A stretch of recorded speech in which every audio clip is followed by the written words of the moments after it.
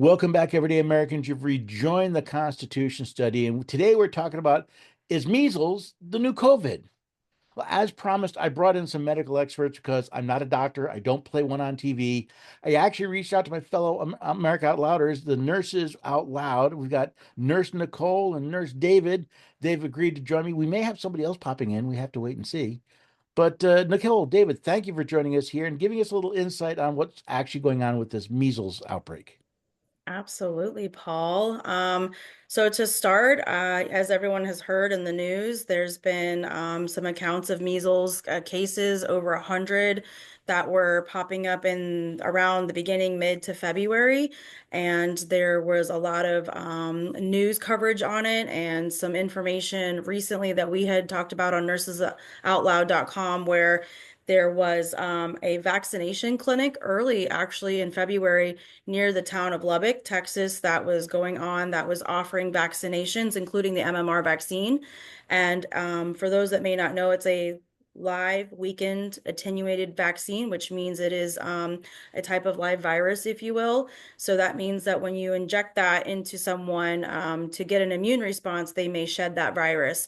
So coincidentally, after that vaccine clinic happened in Lubbock, Texas, where that outbreak was going on, a few weeks later, they started to have more cases pop up of measles. And then, of course, there was that child who everyone is hearing about on the news, and so we can talk a little bit more about that. But eventually, spread to communities and ended up being a huge concern for everyone, and ended in a loss of life of a 6-year-old child recently. And of course, any loss of life is tragic. But a couple things I want to point out. So it's an attenuated virus. It is not MMR like COVID. It's a different. It actually goes back to what is legally a vaccine. But you said, like you said, it sheds. You spread the virus even though you've been vaccinated. Now I've been doing a little bit of research, and again, I'm not a doctor, so I don't always understand the details. But I know some of these vaccines are what are called leaky. They don't actually one is they allow you to shed, but there are also some that don't actually prevent you from getting the disease. They really just prevent you from feeling the symptoms of the disease. And from a legal standpoint, that's important to me from a constitutional standpoint. So, are we dealing with a leaky virus, a it makes you feel okay, but your neighbor gets sick virus? Well, there's a couple things going on here, Paul. One of the things that's nice about vaccines like this is they do actually give you robust long-term protection from these diseases. The drawback is they have more side effects and they're more likely to sometimes give a person the disease they're supposed to protect against. So that's where you get this shedding, where a person who's been vaccinated might sometimes, in some cases, be actually able to transmit the disease they were just vaccinated against.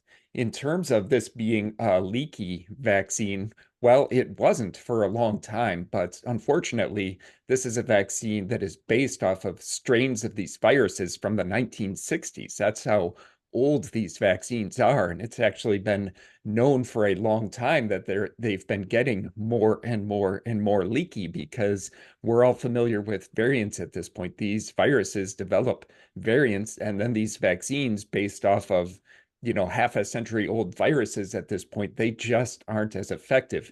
This is something that was noticed throughout the United States in the 1990s because they were seeing outbreaks of mumps on universities amongst fully vaccinated students. And at that point in time, the FDA actually told Merck, you need to look into your MMR vaccine because we're seeing outbreaks throughout the country of people who are fully vaccinated. And what ensued is one of the most mind-blowing lawsuits we've ever looked into. To give you a really short summary of it, Merck was unable to prove that their vaccine is still effective against these older strains of these viruses compared to what's out in the community. So they committed fraud. They just made up numbers. They changed numbers in their labs. They gave the MMR vaccine to rabbits and then took antibodies out of rabbit blood and put it into their human blood samples to essentially lie to the FDA in order to maintain their market monopoly on the MMR vaccine. And there were a few scientists at Merck who became whistleblowers and reported all this to the FDA. The FDA actually went and inspected Merck's labs and Merck's records. And what you would think would happen, and maybe what all of us would have assumed would happen before COVID and before all these other pharma scandals like OxyContin and Vioxx and that sort of thing, is we would assume that the FDA would intervene and shut all that down and make sure that nothing like that happens again. But that is not what happened at all. So these whistleblowers filed a lawsuit. It's called Kraling and Lochowski. It's a key tam lawsuit. They filed it back in 2010, and it's languished through the courts for the last decade and a half. And right at the end of 2024, a judge finally came back with a ruling, and the case was dismissed.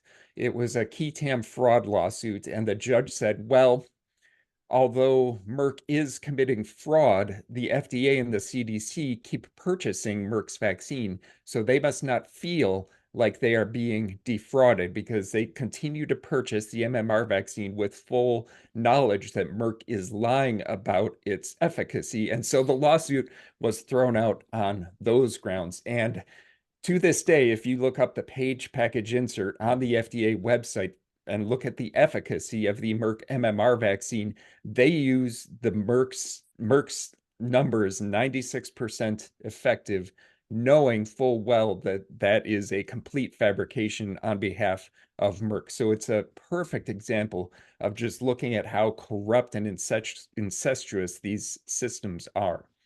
Well, I'm going to definitely have to research that. That sounds like a case I can get my teeth into. So, what we're if I understand it, putting it in my terms that are valid for my age, it's like if you record the same cassette tape over and over and over again, eventually the copy just gets worse and worse and worse. That's effectively what's happening, except it's the virus that's been changing, and we've never updated the vaccine for it. Correct. So again, there's been a lot of scare tactics around measles. Right. Like I said, I remember the days. Look at my gray hair. Uh, I remember they used to have measles parties.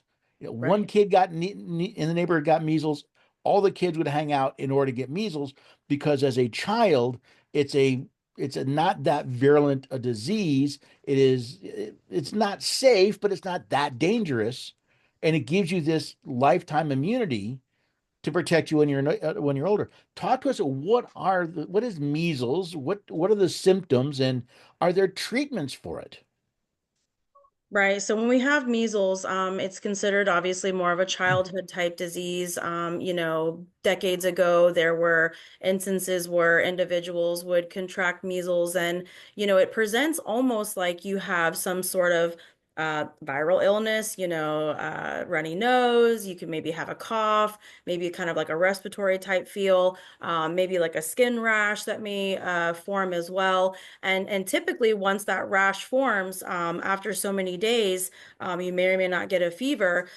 You end up kind of having that immune response, if you will, where it may be more contagious to others. And then after that, it will dissipate. And most of the time, healthy individuals get over it with no problems and are able to move on with their life and end up having this type of immunity that we all know about. And so, when it comes to prevention, it's usually the common sense things of, adequate sleep, adequate hydration, making sure you're staying up on your vitamins. We hear a lot of information on the news about vitamin A being a treatment source for measles, and where that is. Again, we're nurses, we're not medical, professionals, and obviously we don't want you to take everything we say within our scope of practice. But vitamin A has been determined to be a potential treatment for measles. However, it has to be prescribed and very closely monitored by a physician because it's usually high doses of vitamin A that must be given in the early stages of being diagnosed with measles. It is a fat soluble vitamin, and so you can become toxic if you receive too much. And so that's a big concern right now, is that a lot of people are worried and trying to supplement with vitamin A, not being monitored under a physician or pediatrician and potentially causing toxicity. So we want to stress to the listeners that it's very important that where it may be something that can help and help prevent and or treat in the early stages, it must be prescribed and monitored by a physician because of the high doses. Also, too, making sure that you're covering your cough, your sneeze, making sure you're having good hand washing, all the common sense things. And, if you look at literature and everything with the three-letter organizations, they're going to tell you the most effective and only way to prevent against measles, as David said, is to vaccinate. And that includes not one, but two doses as a series of the MMR vaccine, which typically is prescribed from a year older and to, maybe 18 months. But because of this scare right now and because of the fear mongering they're putting out there, that they recommend parents actually going and getting their children vaccinated earlier, despite no evidence to say that this is safe or effective, to prevent against measles because of the fear that is being put out there that if your child gets measles, they have a high instance of having some very serious health outcomes and or death, which is typically not the case and something we want to stress. Again, per majority of the literature out there, healthy children do not die from measles. And that's exactly what we learned recently with this child in Texas that they're making out as for their political agenda to show that this child died from measles. But verbiage is very important, and especially in the Constitution and legal documents, we know how you speak and the words you use matter. This child died with measles, not from measles. And that's Oh. something that needs to be discussed. Okay, so let me get this right. You do not recommend going to the pharmacy, buying the extra large jug of vitamin A and just chugging it. Like that's not good. No, sir. No, but you're very important. You're right. The question is, did they die of measles or with? There's a big question, and like you said, a lot of in my opinion, a lot of this hesitancy has come from the actions of the FDA and the CDC and all these agencies that are lying us. They're allowing fraud. David, it's interesting if when you talk about the MMR vaccine not having efficacy against mumps, does it have efficacy against measles? Does it give you an immunity for measles? Yeah, that's a good question. And to my knowledge, those studies haven't been done recently. Back in the 90s, the FDA ordered them to look at mumps specifically, but measles hasn't really been looked at. And we have terrible, terrible data on these issues. Again, going back to the 1990s, we set up different databases in every state to be able to track who's vaccinated and who's not. And when those systems were set up, it was just kind of a free-for-all. Nothing was standardized. And to this day, at the federal level, we have just terrible data about who's vaccinated and who's not. And this was a big soapbox of mine during COVID because they made an intentional decision to count every single person whose vaccination status was unknown who got COVID, who died of COVID. They would count them as unvaccinated if they didn't know their vaccination status. And they did that with full knowledge that they have no idea what the vaccination status is for the vast majority of Americans. There was in the same month that I was fired, November of 2021, there was a bill passed called HR 550. It was one of three different bills at that time that devoted money to this issue, over $1 billion actually. And over the course of the next few years, they decided to release some progress notes. Hey, look at how we've spent these billions of dollars of taxpayer money and the improvements we've made in these immunization information systems. And one state, for example, New Jersey, said, oh, as soon as we got our database of who's been vaccinated to talk to our other database about who's had COVID, we saw over 1 million breakthrough infections that we had no idea that happened. So when they were saying breakthrough infections from the COVID vaccine are anecdotal and there's no population level data to support that that's a common thing, they knew full well that these databases weren't talking to each other. And when you see these measles cases being covered, you see the exact same thing. You'll see them say, there's been X number of cases and only a couple of them were vaccinated and everybody else was vaccinated or vaccination status unknown. They know that vaccination status unknown a whole lot of the time time means they were vaccinated, but these data chains break down. These systems don't talk to each other. If you get a vaccine at Walmart, it does not talk to Target, it does not talk to the county, it doesn't talk to the local hospital, it doesn't talk to the state, and it never percolates up to the point where we have good data at all. Yeah. To even say who's vaccinated and who's not. And so they use that though. You called it a fear tactic, and that's exactly what's going on. They've been salivating to have these cases of measles to shine a spotlight on because RFK Jr. is now head of HHS, and this is part of the propaganda campaign. This is part of the information war that we're in right now. This is not about public health. This is not about protecting innocent beautiful children from a horrible, deadly disease. Measles is a disease that the fatality rate from it dropped by 98% before a vaccine ever came out because of improvements that we made in infrastructure and nutrition and medicine before the vaccine. Yeah, I guess it is COVID. It's the deja vu all over again. We're seeing the same tactics because they worked under COVID. Right. Right. And the you don't have informed consent because nobody knows. And maybe our founding fathers were right when they said, let's not give medical care jurisdiction to the federal government because they tend to mess things up. Yeah, so again, David, Nicole, thank you. You've hopefully given my audience some information. Where can they find out more about the work that you're doing and maybe get some more information about the measles and other diseases? So we recently uploaded a brand new website, so www.nursesoutloud.com, where we have all the nurses. There's 7 of us in one place where we're able to offer you not only courses and classes, but a small merchandise section. We also have all of our podcasts in one place.